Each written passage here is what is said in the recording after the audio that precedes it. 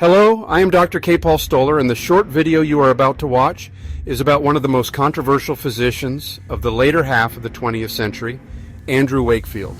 In 1998, a paper published in The Lancet, a prestigious peer-reviewed medical journal, sent ripples through the medical world and beyond. Authored by Dr. Andrew Wakefield and 12 co-authors, the study described 12 children who developed developmental disorders, primarily regressive autism, soon after receiving the combined MMR vaccine. The children also exhibited a range of gastrointestinal symptoms, prompting the authors to propose a possible link between the MMR vaccine and a novel syndrome involving both intestinal pathology and autism-like developmental regression. It is worth noting that the original paper was careful in its language. It did not assert a definitive causal relationship between the vaccine and the symptoms observed. However, in a subsequent press conference, Dr. Wakefield recommended the use of single antigen vaccines instead of the combined MMR formulation, at least until further safety evaluations could be conducted. This statement, though measured, ignited a firestorm. It spurred sensationalist media coverage, fostered widespread public anxiety regarding vaccine safety, and some argue threatened a growing pharmaceutical monopoly around the MMR vaccine. What followed was not merely scientific debate, but a wholesale character assassination. Wakefield was stripped of his medical license, and his name became synonymous with discredited science. The Lancet eventually retracted the paper. Mainstream medical discourse dismissed his work as fraudulent or irrelevant, often citing a consensus that had swiftly solidified around the safety and efficacy of the MMR vaccine. However, beneath the thunderous consensus lay a quieter, less publicized stream of research.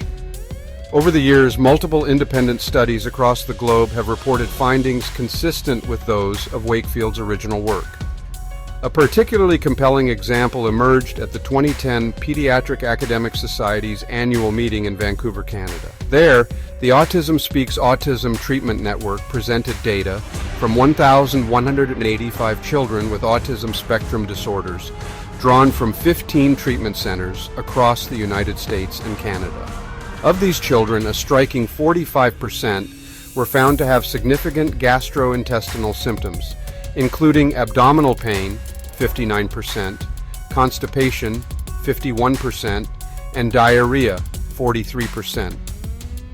These symptoms were not isolated by gender, ethnicity, or cognitive ability, and were closely correlated with sleep disturbances and overall developmental regression. Such findings are not isolated. Research by Gonzalez et al., Balzola et al., and others has documented similar gastrointestinal abnormalities in children with autism. Studies published in respected journals such as the American Journal of Gastroenterology, Journal of Pediatric Gastroenterology and Nutrition, and Molecular Psychiatry have observed inflammation, lymphoid hyperplasia, and immune abnormalities in affected children. These studies, which corroborate Wakefield's original observations of autistic enterocolitis, challenge the notion that his findings were entirely without merit or replication.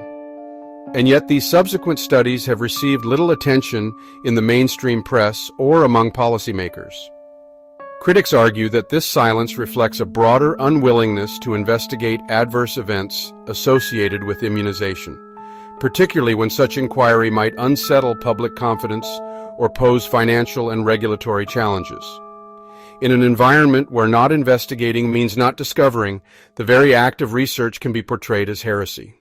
It is important to clarify this is not a call to abandon vaccines, nor an endorsement of fear-driven decision-making.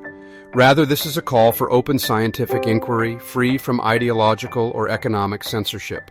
The truth of Wakefield's original hypothesis should rest not on character judgments or media campaigns, but on empirical evidence, rigorous peer review, and transparent discussion.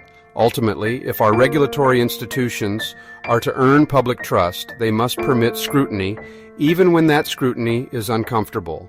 The path forward must be paved with humility, not hubris, acknowledging that science progresses not by silencing dissent, but by investigating it. Thank you for watching. The end.